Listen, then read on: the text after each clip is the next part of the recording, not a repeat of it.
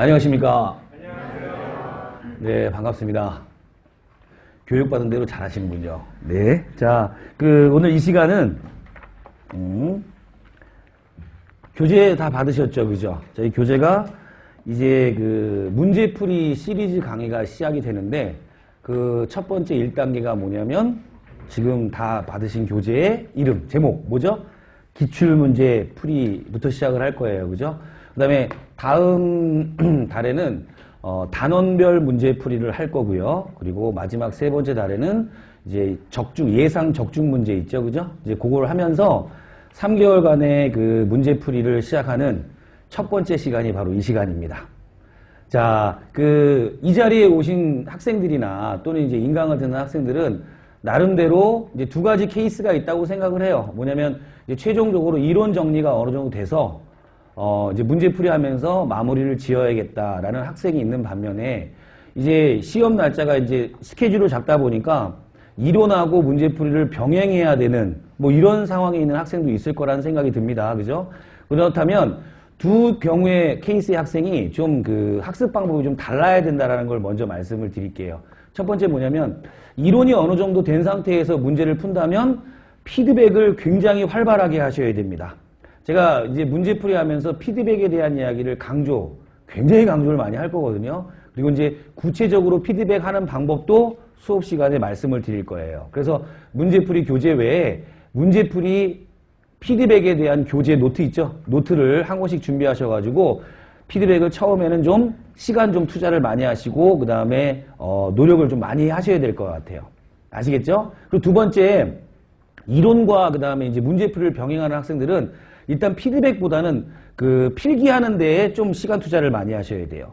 이론 시간에도 필기하셔야 되고 그 다음에 문제풀이 할 때도 제가 틈틈이 필기 내용은 말씀을 드릴 거거든요. 그래서 그거 하시고 복습하시고 이런 데에 좀 초점을 맞춰서 하신 다음에 나중에 문제풀이 다시 한번 인강으로 되돌려 보신다거나 아니면 필기한 내용으로 복습을 하실 때 그때 피드백을 하는 방법을 도입하시는 게 바람직하다. 왜냐하면 피드백이라는 게 좀 어려워요.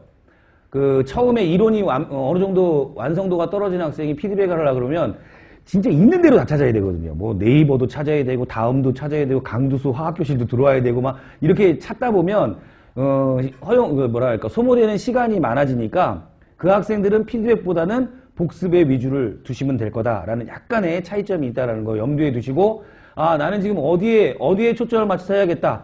벌써 뭐 잡히시죠? 그죠? 그래서 그 방법대로 이제 스스로 학습계획 세워서 이제 하시면 될 것 같고요. 그 다음에 이 교재를 한번 먼저 받으셔가지고 문제를 쭉 풀어본 학생들이 있다면 문제 구성을 제가 어떻게 해놨냐면 총 197문항을 집어넣었어요. 그러니까 다른 텀보다 좀 문항수가 좀 많아요. 많은데 1번부터 97번 문제까지는 제가 문제를 기출문제들을 통째로 20문항씩 넣지 않고 제가 발췌를 해서 넣었어요. 지금 기출문제량이 좀 누적이 되다 보니까 좀 상당히 많거든요. 많은데 너무 오래전에 출제가 돼가지고 기출된 문제라서 요즘에 출제 빈도가 빈도가 좀 약해진 부분은 좀 제가 빼고 그죠? 그 다음에 지금 대부분 여기 있는 학생들은 9급 준비하는 학생들이 많을 거예요. 우리 인강 듣는 학생들도 마찬가지고 9급 준비하는 학생들이 많은데 제가 올해 문제들을 쭉 분석해 보니까 어떠냐면 9급 문제 중에서 난이도가 있는 문제들은 7급에서 바로 내려온 문제들이 꽤 많습니다, 여러분. 그래서 제가 이 기출문제를 어떻게 구성했다? 앞부분에 있는 1번부터 97번까지는 7급 문항이 한 3회 정도가 수록이 되어 있어요. 근데 통째로 들어가 있는 게 아니라 학생들이 이론 수업에서 좀 다룰 수 없는 조금 난이도 있는 것들이 있죠. 그죠? 그래서 그것들을 많이 넣다 보니까 먼저 한번 풀어보신 학생들은 급당황. 아니 1번부터 20번까지 이렇게 어려운 문제들이 많나? 라고 생각을 하셨을 텐데 제가 문항을 이렇게 좀 변형을 해가지고 순서도 좀 바꾸고 해가지고 구성을 해놨기 때문에 그럴 거다 이런 얘기입니다. 자, 이론 끝내고 문제풀이 들어가고 실전에 가서 시험을 볼 거예요, 우리가. 그렇다면 제일 큰 문제가 뭐냐면 첫 번째, 시간이 부족합니다. 시간이 부족하고 시간이 부족한 것을 해소하기 위해서 우리는 1번부터 18번 이게 번호 수는 정해져 있는 게 아니에요. 한 17에서 18문항 정도는 읽자마자 답이 나오는 패턴을 우리가 훈련을 하셔야 돼요. 그러려면 웬만한 내용들은 다 외우고 있어야 된다 이런 얘기죠. 그 다음에 이제 당락을 결정하는 문제가 몇 문항이에요? 두세 문항이 나올 거예요. 그죠? 만약에 그의 시험이 지독하게 어려웠다. 그럼 어때요? 한 4문제까지 나올 수는 있어요. 4문제까지. 근데 보통 보면 한 2문제 정도가 나오고요. 그 다음에 조금 난이도 있다 그러면 3문제. 그래서 우리는 한 3문제 정도까지를 잡으려고 이제 그 문제풀이도 듣고 이론도 다시 복습하고 이런 그 시행착오를 막 겪어가고 있는데 그 두세 문제에 해당하는 어려운 문제들이 앞부분에 좀 포진되어 있다는 거 염두에 두고 피드백 훈련을 좀 앞부분에서 강화하려고 합니다.